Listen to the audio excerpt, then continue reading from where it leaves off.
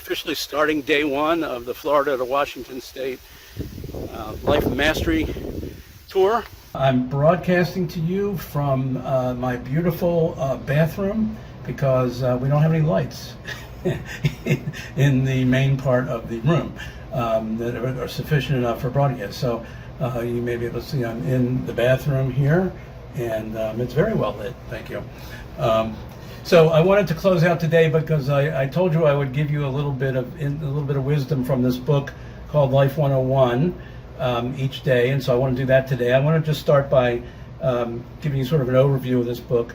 It was written in 1990 by two men, John Roger and Peter McWilliams. Frankly, I don't know that much about them. They both have produced a lot of stuff, written a lot of books, done seminars, workshops about all kinds of topics related to life and mastery of life. The subtitle of the book is Everything We Wish We Had Learned About Life in School But Didn't. So there's a lot of stuff that we didn't learn in school that we really need to know, and it would have been nice if they had taught that to us, but they didn't. And I believe that firmly. So I think we need to keep educating ourselves as to what the heck, how you win the game of life and all other aspects of it. So this book, I'll read the jacket to you. It says, by the time we graduate from high school, most of us have spent more than 14,500 hours in the classroom. Along the way, we learned and promptly forgot several million facts. But in all that time, did we learn or even explore the meaning of life? Did we learn how to love ourselves? No. Did we learn the importance of forgiving oneself or others? No. Did we learn about worthiness and how to get it, the power of thoughts and how to use them, the value of mistakes? I don't think so. Did anyone teach us how to use guilt, resentment, pain, and fear for our learning, upliftment, and growth? I don't know about you, but I had no courses on that, not even in medical school or my medical training. If not, it's not too late. You are holding the class you've been waiting for in your hands, Life 101, everything we wish we had learned about life in school but didn't. So it's with guest commentators from Aristotle to Mae West. We've created a learning environment that's effective and fun. So as I said before, not the greatest book I've ever read.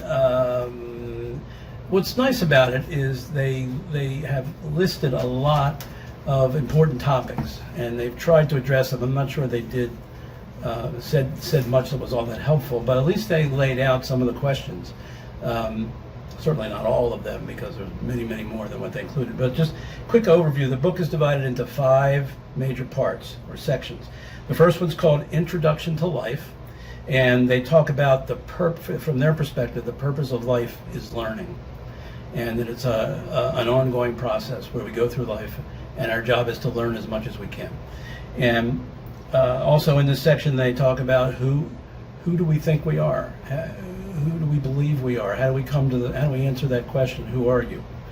And then another aspect they talk about in this section is that there's much more going on in life than our senses can perceive.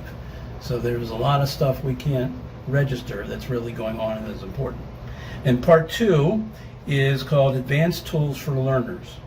And here, the first chapter there, chapter there is why we resist learning, and I think we do. They talk about that. It talks about acceptance, talks about the inner voices that we battle with every day, talks about accountability, and a number of other things in that section. And then part 3 is Master Teachers in Disguise. So from their philosophy that life is about learning, they try to answer the question, well, if it's about learning, who are the teachers? And it turns out that teachers are a lot of the stuff that we don't like that happens in life has a lot to teach us, and that we really have to take responsibility for teaching ourselves a lot of this stuff, but that those things help. So he talks about mistakes.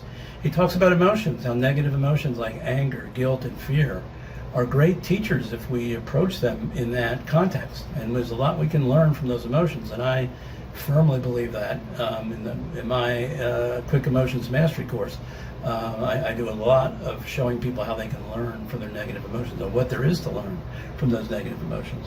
He says pain can be a teacher. Depression, being overweight, these are all things, and many more they talk about in this chapter, could be great teachers if we just learn the lessons, if we just look at it in the right way. Part 4 is called Tools for Successful Doers. And some of the topics covered there are having a purpose in life, understanding the difference between aspects of life that are visible and aspects of life that are invisible, and which is more important. And I'll give you a hint, it's the invisible is usually much more important than the visible. It talks about commitment, very important. He talks about keeping your word. That's something they hit on very strongly and very importantly. Focus goes a little bit into affirmations, and also talks about living in our comfort zone and how we need to constantly be pushing up against our comfort zone if we're going to do great stuff, if we're going to learn the great lessons we need to learn, and things like that. And then the fifth section, the last section, is entitled Have Joy and Have It More Abundantly. So he talks about healing the past, what wealth is as opposed to having money. He talks about sacrifice, the value of sacrifice, service, gratitude, balance, and concludes with love and loving. So, like I said, it covers, and these are just some of the topics they talk about in the book. So it covers a lot of ground, a lot of important topics. Like I said, left me a little wanting in terms of the good solutions or good helpful advice for how to negotiate each of these things or how to function powerfully in each of those areas. But I still think there's a value in presenting that's sort of a curriculum or a overview of kinds of things you might need to think about in terms of Life 101 or Mastering Life. And so what I'll do is each day as we do our travel log and check in, we'll talk about each of those sections of the book, or something that I found particularly important or useful, and hopefully by the time we reach Washington, you'll have gotten some out of the review of that book. So I'm going to sign off for this evening, and we're headed out to Nashville tomorrow, and it's one of our shorter drives, so hopefully it won't be as rigorous as today, but I will talk to you tomorrow.